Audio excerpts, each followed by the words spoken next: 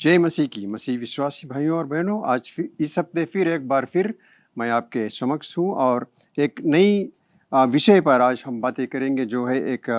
नई सृष्टि का निर्माण, the law of the new creation के विषय में आज हम कुछ चर्चा करेंगे। और उस विषय को जाने से पहले क्यों ना हम सब प्रार्थना करें और परमेश्वर की जो जो अगुवाई है वो आज हमारे साथ रहे। धन्यवाद परमेश्वर, हम आपको धन्यवाद देते हैं इस समय के लिए, जैसे हम यहाँ आए हैं और आपका जो वचन है एक दूसरे के लिए हम संगतिष्ठ करेंगे और बांटेंगे। और हर एक वचन जो है, मुझे विश्वास है पिता परमेश्वर पवित्र आत्मा के द्वारा आपकी अगुवाई इस जगह पर है। और जो भी वचन आज हम लाएंगे, हमें विश्वास है कि हर एक विश्वासी भाई बहन जो सुनते हैं उनको ये ज़रूर कुछ अनुभव होगा कि वे जो वचन है उनके द्वारा चल सकें, और हर एक वचन जो है उनके लिए एक नया नया रास्ता और एक नया जो विषय है वो समझ में आने की कोशिश करेगा। तो हम पिता, हम आपको धन्यवाद देते हैं इस समय के लिए। जैसे हम आगे बढ़ते हैं, पवित्र आत्मा के द्वारा हर एक विषय पर आप ही अगुवाई करना, यीशु के नाम से, आमीन एंड आमीन। धन्यवाद प्रिय भाइयों बहनों। और आज मसीह विश्वासियों, आज हम जिस विषय पर जो चर्चा करते हैं वो है एक नई सृष्टि का जो निर्माण, उसके विषय में आज हम बातें करेंगे। नई सृष्टि का निर्माण जो है वो कुछ जो जिसको हम पिछले हफ्ता जो हम विषय में बातें करते हैं, कुछ उसी तरह का है। और कुछ और इसमें हम कहने जा रहे हैं, जो नई सृष्टि का निर्माण है जो वो किस तरह से हुआ। और वो अगर हम कहें तो वो जैसे नई सृष्टि का जो कानून है, जो नियम है, जो हम कहते हैं, जो पवित्र शास्त्र के द्वारा हमें बतलाया जाता है। और जैसे हम हर एक उस नियम पर चलते हैं, और जैसे जिसे बाइबल में एक नई सृष्टि का कानून, जिसके लेकर हर एक वचन के द्वारा मसीह जीवन का उपचार के रूप में हम जो जाना जाता है। और विशेष रूप से यहाँ पर अगर हम 2 कुरिन्थियंस 5:17 में अगर हम पढ़ते हैं तो कुछ इस तरह से है कि यह उपचार मसीह में नई प्रति और पूर्ण जीवन के उपकार के अनुसार होता है, जिसे व्यक्ति अपने पूर्ण जीवन की सारी बुराइयों और दोषों से मुक्ति प्राप्त करता है। यहाँ जीवन का एक नया आदान प्रदान होता है, जिसमें व्यक्ति परमेश्वरी जीवन के नए स्तर पर पहुंचता है और उसके साथ संबंध बदलता है। तो ये नया नियम है, उसके विषय में जिसे हम कुछ कहते हैं, तो हमें विश्वास है जैसे इस पर हम विषय करेंगे। तो जैसे हमने कहा कि 2 कुरिन्थियंस के विषय में अगर हम कुछ कहेंगे, तो जैसे हम आगे कहेंगे कि जो एक नया सृष्टि का कानून, हमारे भाई बहन जो सुनने वाले हैं, ईसाई धर्म में एक महत्वपूर्ण सिद्धांत है, जिसमें यह बताया गया है कि जो व्यक्ति यीशु मसीह में नई जीवन प्राप्त करता है, वह नया स्वभाव और नियमों के अनुसार चलने की क्षमता भी प्राप्त करता है। तो जैसे हम इस विषय में बातें करते हैं कि जो नया नियम का जो कानून है, अगर हम इसमें और विषय में बातें करें तो यीशु मसीह जो हमारा मुक्तिदाता है, उसके रास्ते पर जो उसका जो स्वभाव है, एक नया नियम जो है, उसके अनुसार अगर हम चलते हैं तो हमें चलने की क्षमता जो प्राप्त होती है। और वो क्षमता किस तरह से प्राप्त हुई, जैसे अगर हम जाने कि पवित्र आत्मा हमारे साथ है, और पवित्र आत्मा के साथ हम सही रूप से चलते हैं हर एक वचन के साथ, तो ये जो नया सृष्टि का जो वचन हमने जिसके विषय में हम कहते हैं, इस सिद्धांत में प्रतीक यूनीकरण और आत्मिक पूर्ण स्थान और परमेश्वरी गुणों की सच्चाई का जो उपदेश देता है, वो हमेशा हमें याद रखना है कि जो ये नया नियम के विषय में हम कहते हैं कि, और अगर कोलोसियंस 1:18 में अगर हम जैसे पढ़ते हैं तो कुछ इस प्रकार से उसमें लिखा गया है कि यीशु मसीह को हर चीज़ में प्रभुता है, वह कलीसियाई समुदाय का स्थान है और सब कुछ से पहले स्थान रखता है। तो ये भी हमें जाना, और बड़ी देह अर्थात कलीसिया का जो सिर भी उसे हम कहते हैं, और मसीह का प्रभुत्व का अर्थ है कि हम उनसे उतने ही स्वतंत्र हैं जितना वह हमारे संग है। तो जब हम मसीह में बने रहते हैं तो हम जानते हैं कि जो ये नया नियम का जो कानून है वो किसके लिए नया नियम का कानून, हम उसी पर चलते हैं और हम मानते हैं कि मसीह को प्रभुत्व का अर्थ है कि पाप और रोग अब समस्या नहीं है, क्योंकि जब हम नए कानूनी में चलते हैं, नया सृष्टि के अनुसार, तो ये हमें जानना है कि हम जब हम मसीह में हैं तो पाप और रोग जो भी है वो समस्या हम में नहीं है, क्योंकि हम एक नई सृष्टि में जन्मे हैं और हम नई सृष्टि के अनुसार चलते हैं और नई सृष्टि के लिए अब कोई भी समस्या नहीं है। क्योंकि जब हम पवित्र आत्मा के साथ चलते हैं और मसीह को अपना मानते हैं तो हमें ये जानना ज़रूरी है कि नई सृष्टि के लिए अब कोई भी समस्या नहीं है। जो कुछ भी जो यीशु मसीह से पहले था और यीशु मसीह के बाद हम जानते हैं वो अपने आप को बलिदान किया और हर एक समस्या और रोग से, जैसे लिखा है कि उसने अपने आप को अपने ऊपर लेकर आज एक नई सृष्टि में हम सबको एक नया नियम दिया है। वो नियम क्या है कि अगर हम उसके रास्ते पर चलें और उसे अपनाएं तो हर एक समस्या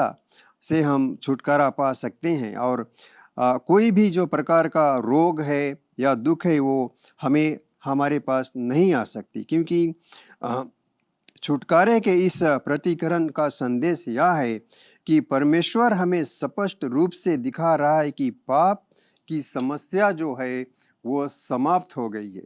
और हम अगर जाने कि ये पाप की समस्या कैसे समाप्त हो गई है तो ये हमें जानना है कि जब हम नए सृष्टि में जन्मे हैं तो जो पाप है वो यीशु के द्वारा हम सबसे हटा दिया गया और नई सृष्टि में हम आज चलते हैं। तो क्यों हम उस पाप और विषय और जो बीते हुए कल थे उसके विषय में हम सोचें। हमें यह जानना है कि आज हम एक नई सृष्टि में जन्मे हैं और एक नई सृष्टि के आधार पर चलते हैं।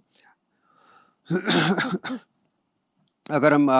और वचन में अगर देखें तो हिब्रूज 9:12 में है कि यह सिद्ध है कि यीशु ने अपना खून एक बार ही याजक मानक दी जिससे हमें स्याही उद्धार प्राप्त हुआ। इसका सही उत्तर यह है कि यीशु सिर्फ एक बार ही अपने आप को बलिदान किया, दो बार नहीं, एक बार ही उसने अपने आप को क्रूस पर चढ़ाकर अब खुद को बलिदान किया ताकि एक ही बार में वो हम सब का, हर एक का पाप जो है, जो रोग है या किसी भी समस्या से अगर हम गुजरते हैं तो सिर्फ एक ही बार में यीशु जो अपने आप को कुर्बान किया वो हम सबको छुटकारा मिला उससे। तो ये हमें है जानना है कि यीशु में अगर हम हैं तो एक नई सृष्टि में भी हैं। और फिर अगर हम देखें तो जो आगे अगर हम देखें तो यीशु मसीह का जो लव इशू अगर हम कहते हैं, यीशु का जो प्रेम है, जो उसका जो किस तरह से उसने हमसे प्रेम किया, अगर इसके विषय में अगर हम आगे बढ़ते हैं तो प्रेम विषय बाइबल में अत्यंत एक महत्वपूर्ण विषय है कि यीशु ने हमसे कितना प्रेम किया और अपने आप को उस जगह पर ले गया कि जहाँ से वो खुद अपने आप को कुर्बान कर दिया और मृतकों में से जी उठकर उसने अपना जो प्यार है वो हम सब के बीच में आज है। और उस प्यार को अगर हम मानते हैं और लेकर चलते हैं तो हम जानते हैं कि जो उसका जो उस विषय का जो अर्थ है वो प्रेम विषय बाइबल में एक अत्यंत महत्वपूर्ण विषय है। यह बताता है कि परमेश्वर स्वयं एक प्रेम है और हमें भी अपने पड़ोसियों से प्रेम करने के लिए प्रेरित करता है। और जिसे जॉन 3:16 में कहा गया है कि क्योंकि परमेश्वर ने जगत से इस प्रकार प्रेम रखा कि उसने अपना एकमात्र पुत्र को दे दिया ताकि जो कोई उसमें विश्वास करता है वह नष्ट ना हो वरन वह जीवन अनंत को प्राप्त करे। तो इस विषय में जो है, जो लव इशू अगर हम कहते हैं, जो प्रेम के विषय में हम कहते हैं, तो प्रेम का मुद्दत ही बहुत ही महत्वपूर्ण और गहरा अक्षर है जिसे बाइबल में भिन्न संदेशों में उल्लेखित किया गया है। प्रारंभ से ही यह मसीह उपदेशों का एक मुख्य भाग रहा है कि जैसे यीशु मसीह का प्रेम है, वैसे हर एक विश्वासी को उसके प्रेम में चलना कितना महत्वपूर्ण और कितना ज़रूरी है। तो जैसे यूहन्ना की किताब में अगर हम देखें 34 और 35 में जो व्यक्तित किया गया है, नया आज्ञा मैं तुम्हें देता हूँ कि तुम एक दूसरे से प्रेम करो। मैंने तुम्हें प्रेम किया जैसे मैंने तुम्हें प्रेम किया, तुम भी एक दूसरे से प्रेम करो। इससे सब जानेंगे कि तुम मेरे विषय शिष्य हो। यह प्रेम न केवल शब्दों में व्यक्त होता है बल्कि हर एक आत्मिक विषय में भी है, और इससे हम अपने परमेश्वरी संबंधों को प्रकट करते हैं और अपने प्रेम के माध्यम से दुनिया को यीशु मसीह का साक्षी देते हैं।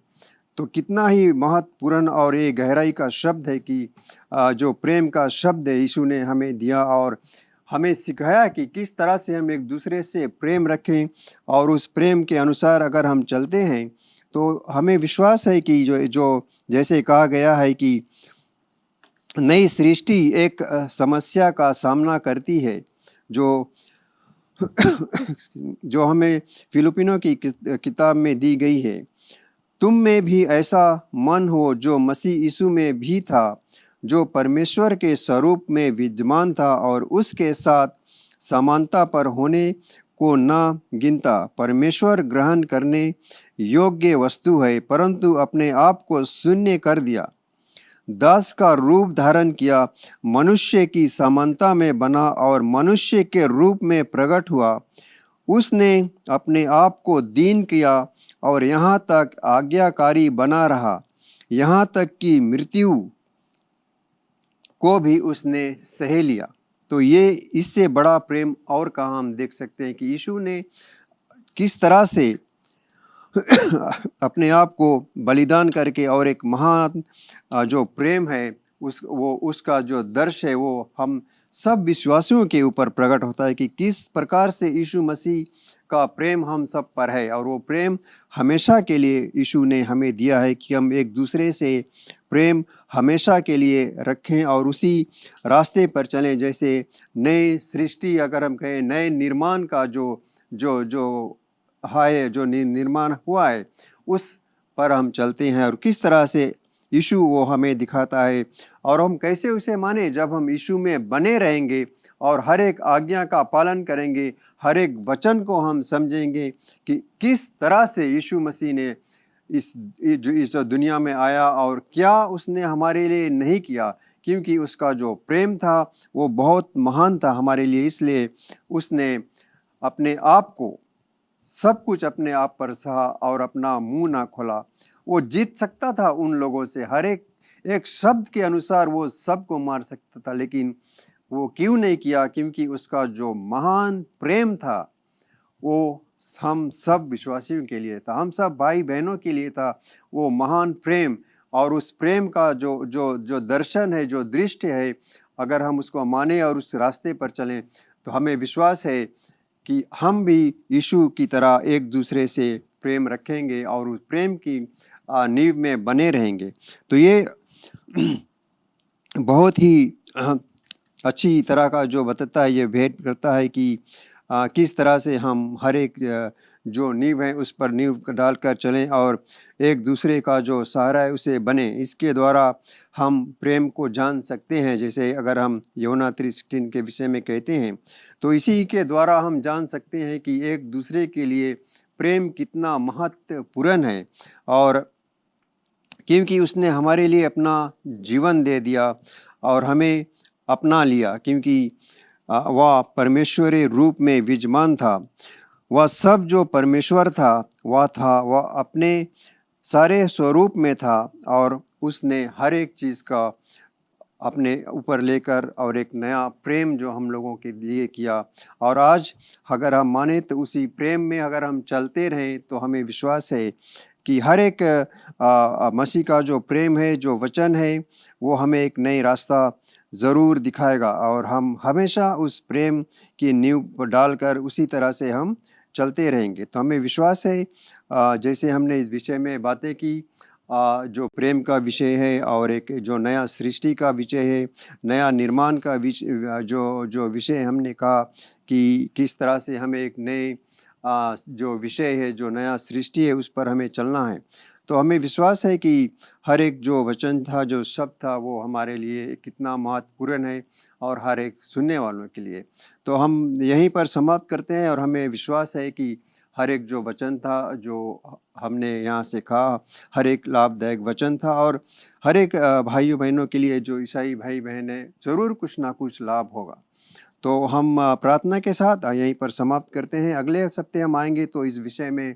और भी बातें करेंगे, और भी दिलचस्प वाक्य लाएंगे और हर एक वचन के द्वारा हम और कुछ भी सीखेंगे और सिखा भी सकते हैं। तो क्यों ना हम प्रार्थना करें और इस जगह को इसी विषय पर हम समाप्त करेंगे।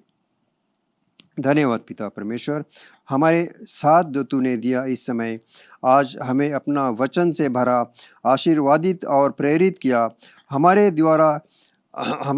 द्वारा की गई प्रार्थनाओं को सुना, हमारी आत्मिक आवाज़ को सुना और हमें अपने हाथों से स्पष्ट किया। आज की सेवा के समाधान में हमने तेरी महिमा को स्थिति की और तेरे वचनों का अनुसरण किया। हम धन्यवाद देते हैं पिता, हम तुझे धन्यवाद देते हैं कि तूने हमें एक साझी किया और अपने महान प्रेम में अवश्यकार और अधिकार दिया। अब हम धन्यवाद देते हैं और हमें विश्वास है जब हम अलॉट कराएंगे पिता, और एक नई वाचा और एक नई वचन के साथ जो हर एक सुनने वालों को मन में होगा और वे विश्वास पर, वचन पर चल सकेंगे। पिता हम धन्यवाद देते हैं जो आपने हमारा साथ दिया, पवित्र आत्मा ने हमारा साथ दिया, और हम आपको हर एक चीज़ के लिए धन्यवाद देते हैं यीशु मसीह के नाम से, आमीन। एक बार फिर आपको हम धन्यवाद देते हैं हमारे साथ जुड़ने के लिए। लेकिन सबसे अच्छा उपहार और आशीष जो परमेश्वर देता है वो है अनंत जीवन। वो अनंत जीवन और पाप क्षमा यीशु पर विश्वास करने से ही आता है। तो अगर आप यीशु पर विश्वास करना चाहते हो, पूरे हृदय और दिल से उसको अपना आत्मा देना चाहते हो और आज से उसके पीछे होना चाहते हो, बपतिस्मा लेना चाहते हो, कलीसिया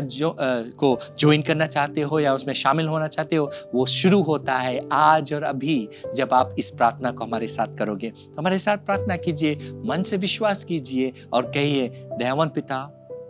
मैं विश्वास करता हूं तेरे पुत्र यीशु पर।